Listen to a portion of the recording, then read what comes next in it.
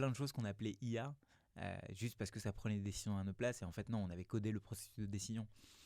Donc en fait, c'est pas quelque chose de nouveau de s'imaginer ça. Euh, Après, c'est que ça prend de plus en plus de place. Parce que, c'est de plus en plus disponible. Là où avant, il fallait être il y a 10 ans plus tôt dans une école pour en entendre parler, aujourd'hui, n'importe quel coiffeur sait parler de ChatGPT.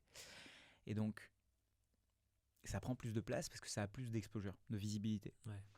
Et l'autre problème, c'est que ça a plus de visibilité, mais tout le monde peut également l'utiliser et arrive très vite à voir à quel point il y a de la puissance dans cet outil, dans cette technologie. Et donc, est-ce que c'est différent d'un smartphone, d'une console? Oui, parce que ça va quand même beaucoup plus vite. Il n'y a pas eu un jour où personne n'avait de Game Boy et le deuxième jour où 1 million de personnes avaient une Game Boy. Or là, c'est le cas avec ChatGPT. Donc ça va plus vite. Et donc, l'impact ne peut être que plus grand. Et la peur ne peut être que plus grande.